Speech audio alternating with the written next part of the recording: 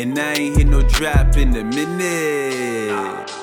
No, I'm about my business. Rappers Got Podcast, episode 24. 24. This is your host, Diggy Bailz. Bailz Pagliacci. And today we wanted to talk about reading contracts when it comes to beats. A lot of artists probably go on BeatStars or TrackTrain or all these different online platforms for buying beats. And every single time it comes with a license. Yep. Whether you buy an MP3, Wave, and every version of the song pretty much has a different license. Yep. As far as how much you can actually make off the record, how much you can actually promote the record, where it could be played. Yeah. Can it be on an album? All these things. Radio and performances. Because you're so excited by the record itself and the song that you just wrote, you decide to just skip past the contract completely. And that's regular practice. It's not, you are wrong for doing it, but you're not the only person doing it. Literally everyone does it. Right now, I do this shit all the time, and I just recently started reading these licenses, and I even had to go back to like certain beats that I bought probably like 6 months to a year ago just to see the different wordage or the different percentages that the producer may get compared to the artist, or what the artist may get, and like what you have to, name the track. Like sometimes when you have producer XXZ, right? You have to put somewhere within, when you upload in the song to like the distro kid, it says you have to put the producer's name in there because they're still a part of the song. They help write the song, whatever the case may be.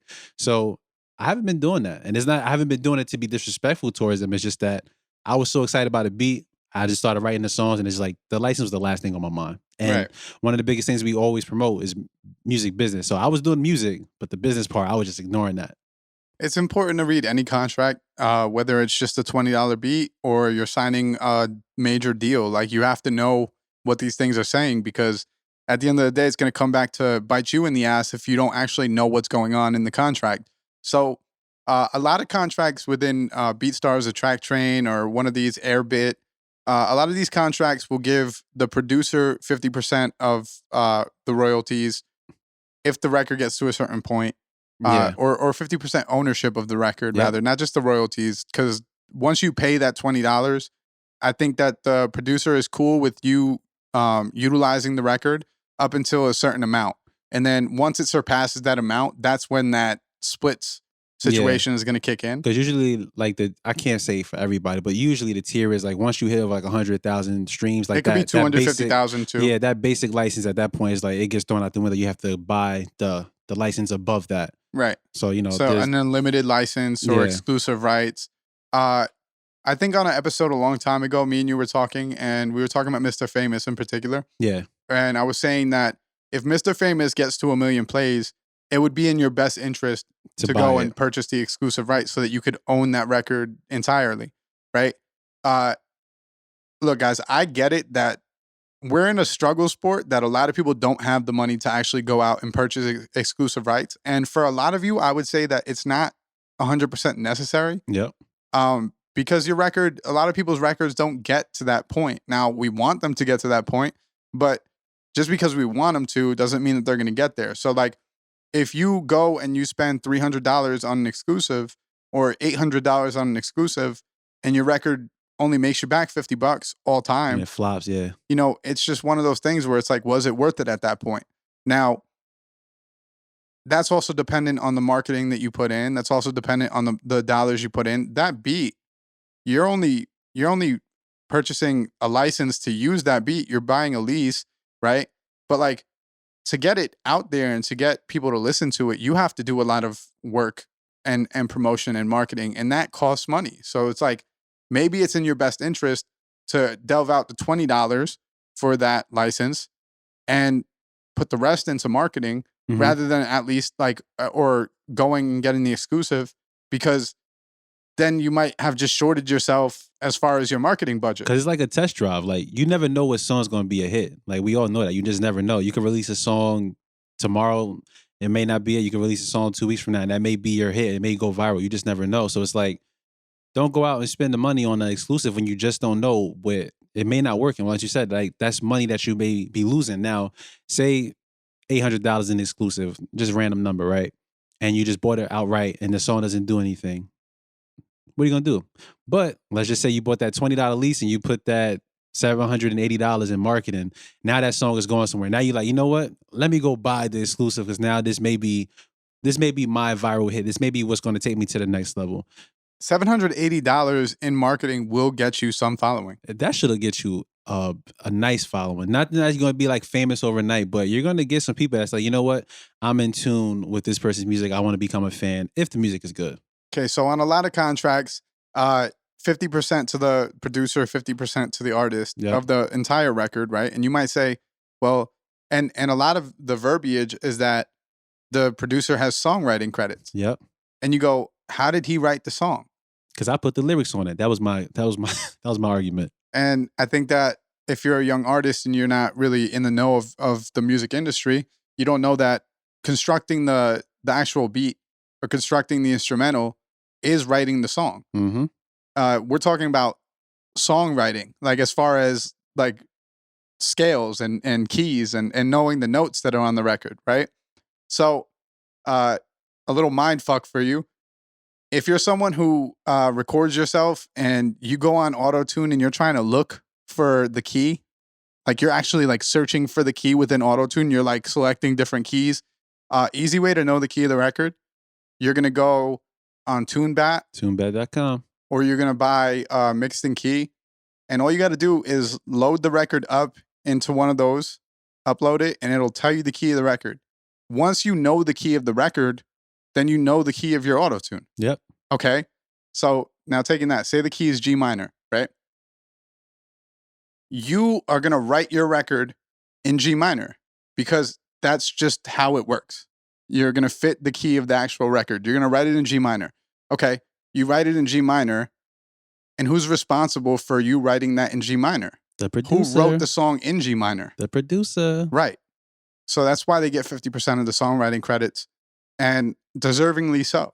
And they even, some of the contracts even say just like off the songwriting, and they also receive 50% or whatever percentage they put on the publishing as well. So like if you go to register your songs and BMI and ASCAP, and you know you have this license, it says within the license, if you read it, hey, listen, I can get money off the songwriting credits, and I can also get money off the publishing credits because I'm part of both of them. And once again, a lot of these songs may not go anywhere, but it could be that one song where it becomes viral, it becomes a hit, and you know, it launches you into that fame, or it just garners you some attention. And the next thing you know, if the producer is aware, you got some like legal paperwork coming at your house, like, yo, take that stuff down. You ain't properly giving me my money, or I'm not getting paid. Cease and desist. Or they could just ask for what they deserve. Yeah. Like, yo, I think that a lot of the time within the music industry, as like a rapper or as a singer, I think that you're going into it thinking that everyone's out to fuck you and everyone's out to just get you, right? And a lot of this shit is just normal process in business. Yeah. A lot of this stuff is not as like nasty as you think it is. It's not as scary as you think it is. So you just have to understand that like when you are reaching out to others and outsourcing for services, there's money behind that, and that has to come from somewhere. So you might think like, oh, if I pay 20 right now for this beat, and then I make $1 million off the record, the producer just sold it for 20. You fucking idiot. That's not how that works. No, the producer's gonna get 500,000 in that record. That's not how that works. And if you were going into it with that mindset and that thought process, then you're in the wrong business, because we're in a business that everyone gets a cut. And it's all collaboration. Everybody's collaborating, from the producer to the engineer to, we spoke about managers last time. If you have one of those, like everybody's getting a cut of the pie. You're the one that's bringing in the pie, but everybody has to get their cut because they're assisting you along the way. Another funny thing in contracts, right? So you find a beat that uses a sample that you love. It's a nostalgic sample. It really like attaches itself to you. Your mom used to play the record when you were young. So you just want to, or it could just be a song that you grew up listening to and you love that sample, so you want to use it. Say it's a Jay-Z Song Cry sample, right? And you want to use that song, and you think, well, if they come after anyone, they're going to go after the producer. He made the beat. Ha! Wrong.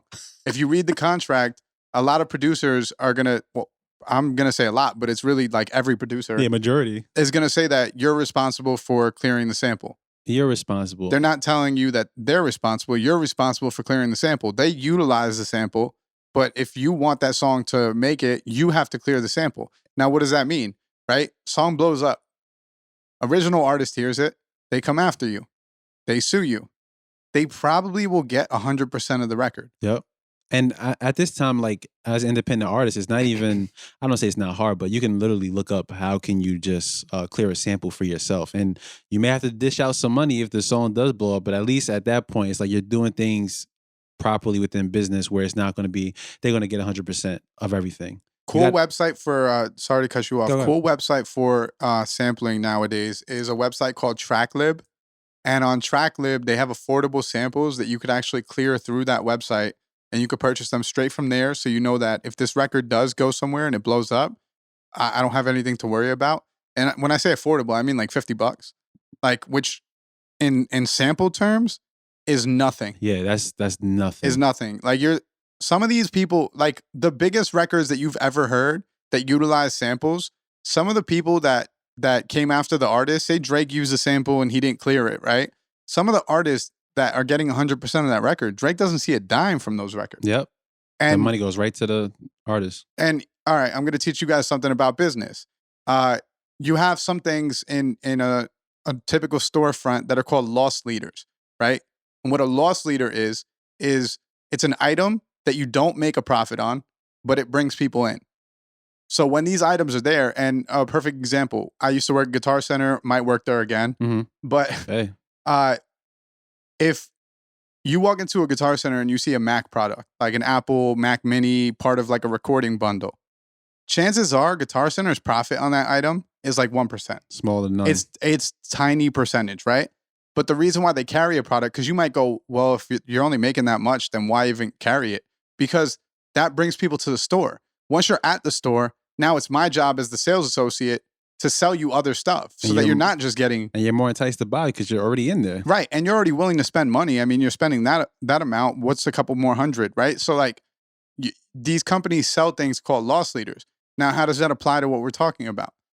If you have a song on your album that has a sample that needs to be cleared and you lose every dollar from that song, but it's the best song on your album and it brings people there and it makes people listen to the rest of the album.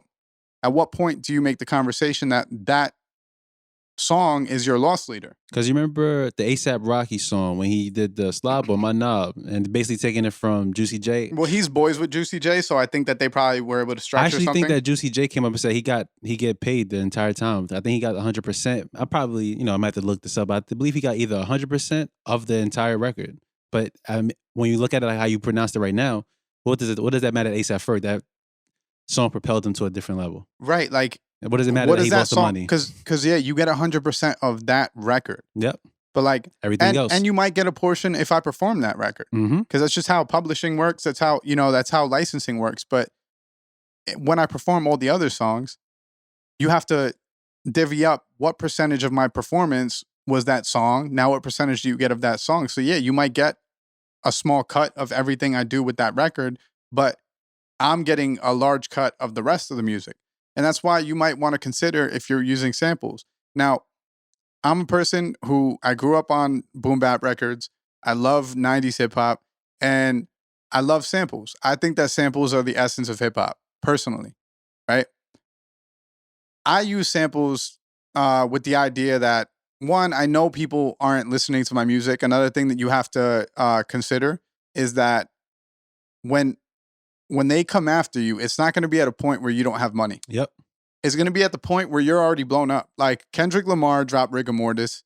We might have talked about this on here, but Kendrick Lamar dropped Rigor Mortis, and the song was out for a long time. It was getting big.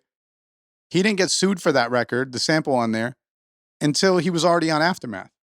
And why did they wait that long? Because that's where the money's at. Right. He had the money at that point. Yep. They're not going to sue an artist. It's the same reason. I hate to bring this example up, but like Trump could have sued like Stormy Daniels for like defamation, right? But why would he when he's going to have to spend money on lawyers and she doesn't have anything? Yep. What's the point? There's zero purpose in me suing you if I can't gain anything from suing you. So bring that to music. if you're an artist who has nothing, artists know that. Like bigger artists, they know like if I sue that dude, I'm gonna waste money on a lawyer and nothing's gonna happen. They're gonna be asked to take it down. So they're gonna ask you to take it down. Now, if you blow up, that's when they're gonna start suing. And at that point, you have to make the argument, do I have the money now to get sued? The reason why they're suing me is because I made it, right? So like, did that record propel me? Like I know Mac Miller was one of the big cases where he used the Lord Finesse beat, rapped on it. Kool-Aid and Frozen Pizza, I think the record was called. Mm-hmm. And he got sued for $1 million. And he lost. He had to give the $1 million. But he was Mac Miller. At that point, you got the millies probably stashed around. And like you have $1 million to give up at that point. You know what I mean? Because you're gonna make it back. So it's just one of those things where it's like it's a double-edged sword when it comes to using samples, but that might be the reason why you even blow up. So it's one of those things you have to think about. I also personally think that it's fucking corny that like older producers would sue you off that shit. I know it's the business. I just think it's corny because that's how they made their come up. Mm-hmm. At one point, there wasn't copyright laws and there wasn't sample clearances the way that there is now. And a lot of those guys made their come up doing that shit. And then the next generation comes around and they're like angry that the next generation is using their sample. Yeah, but it's like, that's what you did. Yes, everything's like full circle. Like everybody's just using everything because like nobody's like really coming up with too many crazy innovative ideas. Everything is just kind of really recycled. That's how it's always been though. Exactly. You know what I mean? Like you might have like artists in the 80s or 90s might have sampled fucking Beethoven. Like you have no idea. But like that's just one of those things where that's how art works. You just regurgitate ideas. You try to find a way to modernize an idea that was out back then. Also, the nostalgia factor plays a huge part in hit records. Mm-hmm. If you listen to every hit, like there's some part from an older record that was a hit during the 70s. Yeah. There's something, you know what I mean? It's always like a regurgitated idea. And it pulls you to the song more and more. Like like I said, like I love samples too. Like I don't really rap too much on like sample beats, but I love a sample beat. Like it sounds amazing. It's just like it brings that nostalgia feel. Even when I have like people, when people remake like certain renditions of songs that I probably heard in like the 90s or early 2000s, and they just change the flow a little bit or a few of the keys. It's beautiful. It's amazing. It's at home. Think about like a Tory Lanez Chicks tape or one of those. It's home. It's just these people already like the original record, so the chances that they'll like your new rendition are higher because they're listening to a record that they already love. So it's hard for them to not like that record knowing that they already love the record. Mm-hmm. You know what I mean? So like when it comes to using samples, a lot of it is that. It's just that nostalgia, and people are going to gravitate towards songs that they already love. And here's another thing I was just thinking about when it comes to reading contracts, as far as, working with producers as well. Even when it comes to, I kind of find this out the hard way, essentially. The YouTube, but the monetization and everything. Like even now, like right now, I can't personally run ads on my own videos. But since I worked with a specific producer and they're able to monetize, when I uploaded my music to YouTube, when I uploaded my song to YouTube, the beat was copyrighted, which is perfectly fine. Handle your business, get everything through. And, just got to be careful with that as well, because sometimes you may get some copyright claims or some copyright strikes, especially if they use a sample and it probably wasn't cleared. You might, because, everybody that's just going to a lot of the through. time it's be gonna what it is. It's going to stop you. Copyright claim. Nope, you can't use it. And they're not wrong for doing that, but it sucks when you're an independent artist and you don't know any different. Yep. And you just spent money on the record because you didn't read the contract that says that you're responsible for clearing the sample. But then on playing devil's advocate, the same thing kind of applies. Even if people just started to come in and like the producers getting paid the money for the beat, if the beat that they enjoy, and me being on the songs what they really enjoy, they may come for that specific song and the money may go to that producer right then and there. But what about the rest of the catalog that they may try to venture into now? You know what I'm saying? What do you mean the rest of the catalog they might try to venture into? So say somebody goes, the specific song is Rent Through, right? Okay.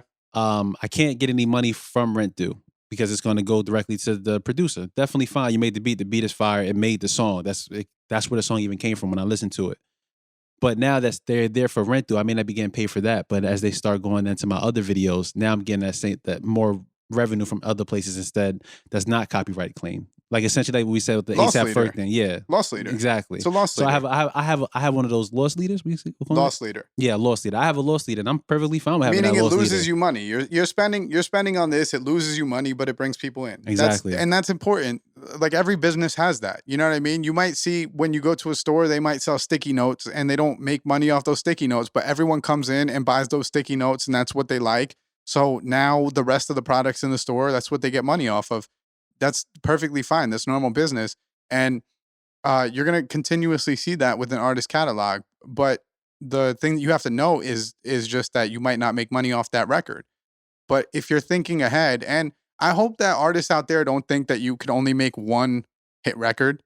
Like there's been in the past, there was one hit wonders that they had that one record that popped and then the rest is just gone. Like I hope going into your career that you have the mindset that if I made this one, I can make the second one and the third one.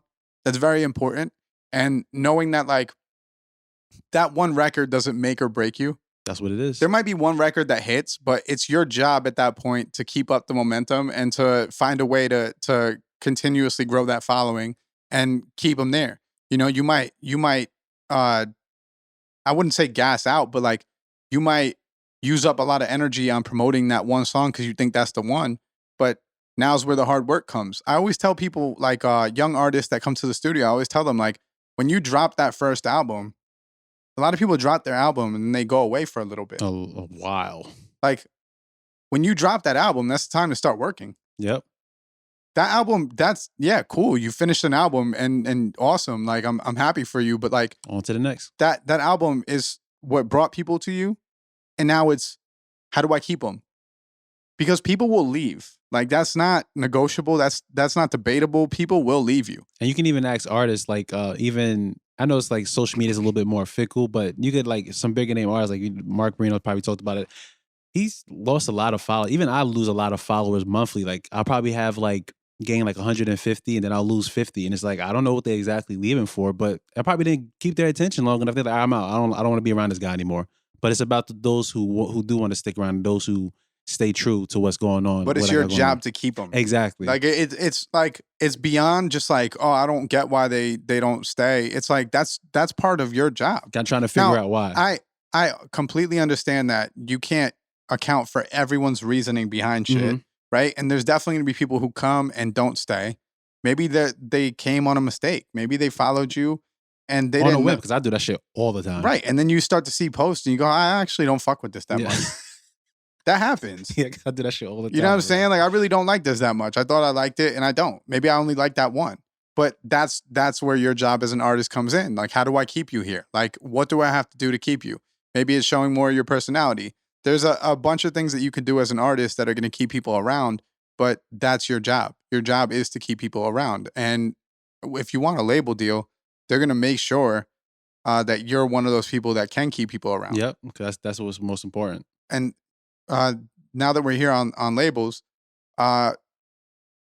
being with a label, a lot of people give it a lot of slack. They hate on being signed to a label, but what better way to get samples cleared than signing with a label Exactly. that might have part in the original song's creation? Who got in-home producers and they already getting paid the rate that they probably not going to get the percentage wise. But beyond that, all right, so you sign a deal to Universal and say Universal has, they do, but say they have Drake on the label and you want to sample a Drake song. You're on Universal. Easy money. The chances, I'm not going to say it's going to be an easy process, but the chances that you're going to get that sample cleared are higher, especially if you're an act that they... On the same label. Right. You know what I'm saying? Like, that's one of the benefits of signing to a label or having good management or good lawyers is that when you have people with connections, they know who to reach out to because as an independent artist, you're sitting at home, they sample a Michael Jackson record, you're probably sitting there going, all right, but like, how the fuck do I reach out to Michael Jackson's estate? How do I get to that point? Yep. Well, having a good lawyer who knows people in the business, you have a better opportunity to actually reach out to that estate. Like, if you don't know anyone and you're sitting at home trying to do these things, yeah, it's probably impossible for you. It's probably very unlikely that you're going to get the attention of someone unless your song starts to explode. Yep. But that's why it's important to know who you're dealing with and to get the right people on board in your career who can give you access to these different people and do know how to clear samples. And again, back to the track lib thing, utilize that website, man. Like if there's easy ways to sample, use them. Use them. Use every resource that's out there for Use you. the easy ways to do things before you go the hard route. You know, and I get that maybe the samples on TrackLib aren't going to be the most well-known songs in the world, and they're not going to, maybe they aren't the ones that get you a hit, but like people have gotten big on sampling records that are mad unique and have never been heard before, and it works the same way. You know what I mean? So like in this business, you got to navigate in a way that you're not necessarily always going to be the one getting fucked. And when you bringing it back to working on BeatStars beats or Track Train beats, reading that contract is a very important part in not getting fucked. Because if you're not reading it, you could personally feel like you're being attacked, or people are, or like the producers are personally out to get you, when it's not necessarily the case. You know, they need their due just as much as we need our due. Well, one thing that we'll never do here is treat the producer like they're not the artist as well. Exactly. Like a lot of artists probably read the contract and they go, "Oh, what the fuck? He's trying to rob me, or he's trying to take from me, blah, blah, blah." It's like, fam, his input on that record might be more of a reason that you got big off of it than you were. You know what I'm saying? Because a lot of times, even if you like the biggest hits or whatever, the biggest hits that's out there, right? A lot of times people, the first thing they say, "Yeah, that beat is fire." And then they'll probably say like the rapper did his thing. But for the most part, people usually tune into the beat. I know even like for the older generation, like when my mom listens to music, you know, she'll listen to Pop Smoke. You know what he talking about? You know what he's saying? No, but I love that beat. And it's like, she don't, at that point, she don't even care. The beat is what's like, the artistry of the beat is what's like taking her in. And then once you're there and you putting your lyrics on top of it, it creates that whole masterpiece. So they're definitely part of that whole equation. They're a big part. And to just discredit them and act like they had no part in the success of that record because once you bought the beat, you had to do all the rest of the work, doesn't matter.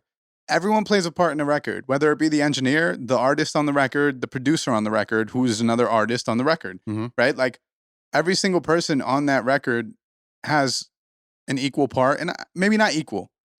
I would say the artist that's performing on the record and the producer who made the instrumental they're the highest ones. Engineer is very close because they made the record sound the way they did. Yep. Right? But you can't take out any part of that and be like, I rapped on it or I sung on this record, so like I'm the staple, I'm the important part. Wrong. Because what made you go for that record?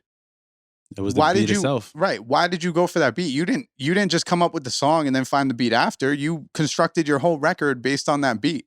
So knowing that the producer holds an important part of that record, and the fact that you paid $20 and they allowed you to get 250,000 streams, that's important.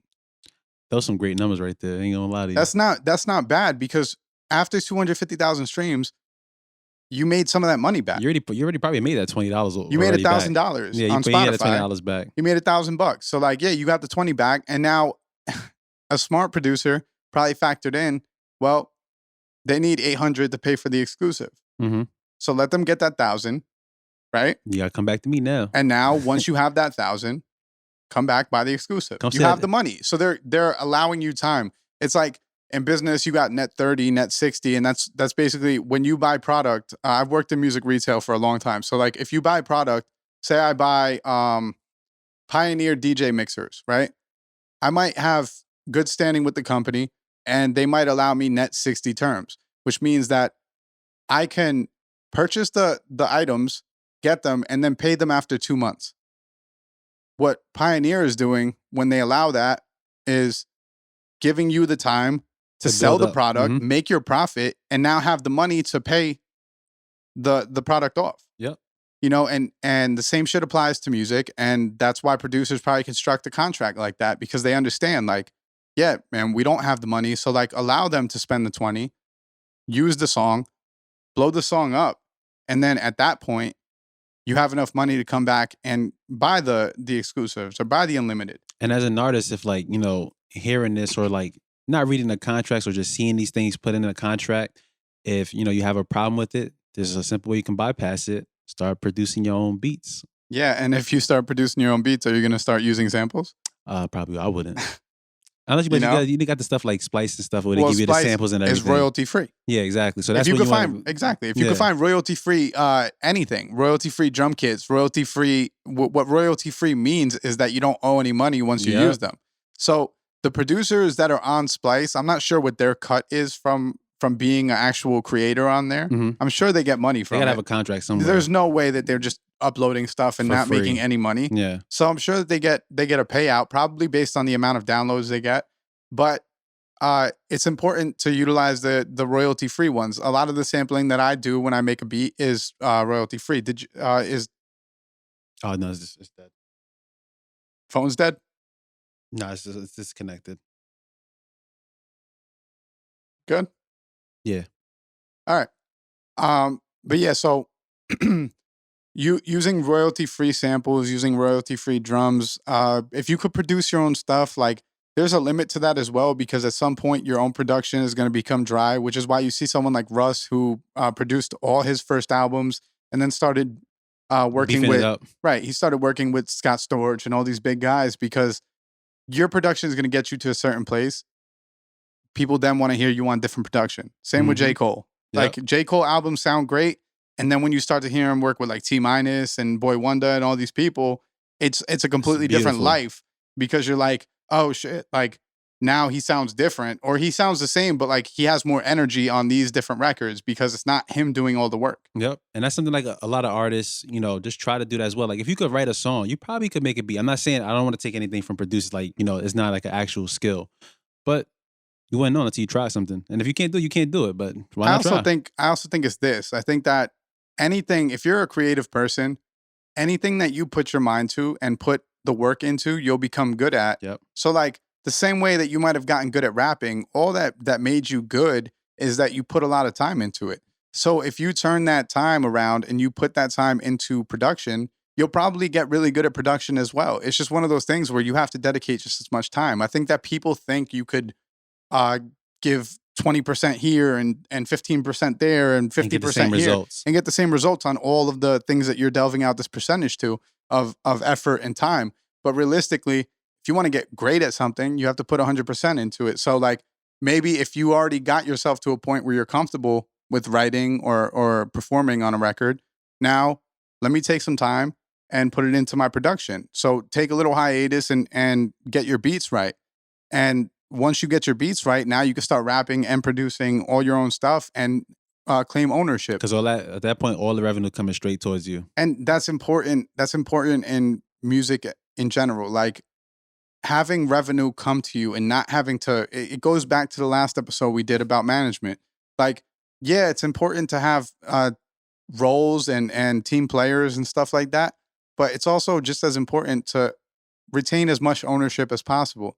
And like you're starting to see a lot of artists selling their catalogs and stuff. And maybe they're selling them because right now is probably the time where people are willing to buy them. Yeah, money. Right. And they figure after projections, like you'll never make this much money off this album the music anyway. ever again. So you might as well just take the whole big lump sum and go run with it. Right. And reinvest it or do something. You know what I mean? But like just know that you want as much ownership and as much retention of revenue as you can possibly get. So like if producing your own records, if rapping on your own records, if mixing your own records, if that's something that you are capable of doing, then you should do it as much as possible. I'll tell you right now, for me, I got very good at writing and rapping on records. I produced a long time ago. I was okay at production, but then I lost a job. I had to start the studio up. Excuse me. And in starting the studio up, I dedicated all my time to engineering and mixing and mastering and figuring out how to get great at those things. And it took all my time. And now I'm comfortable with that. So my next thing is production. Yep. I just started, I used to try to make beats. And now I'm at a point where it's like, let me try to jump back into there. Cause I probably got, if we're being realistic, I probably got to about 25, 30% of where I needed to be to produce. I'm trying to get that to 50%, then 75%. And, and if I can get everything to be 100, that's beautiful. But if I could do 75%, because in my head, I'm at 100% with rap. Yeah, pen game is sharp. I'm good with that. Like, I'm not saying I'm the greatest rapper that ever lived. I'm just saying that I'm at a point where I'm comfortable For you. writing my own songs, and I know that I could garner my following with the way I write and the way I rap songs.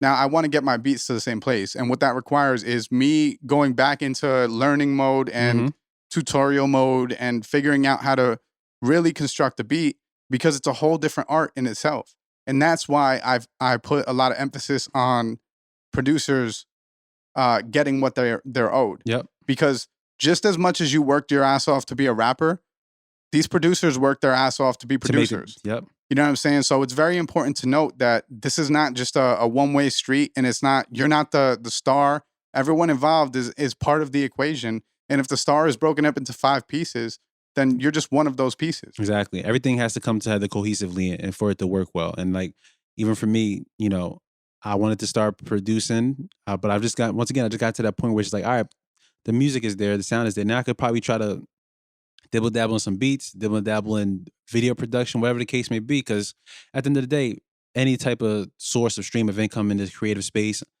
I want to be a part of it, especially if I feel like I have a passion for it. I've always loved videos. I've always loved to shoot videos. I always loved to watch videos. I grew up, every day I was watching MTV Jams on like 142. I just every day just watching. It's like that was something that kind of got captivated in my brain, and it's something that I still hold true to my music now.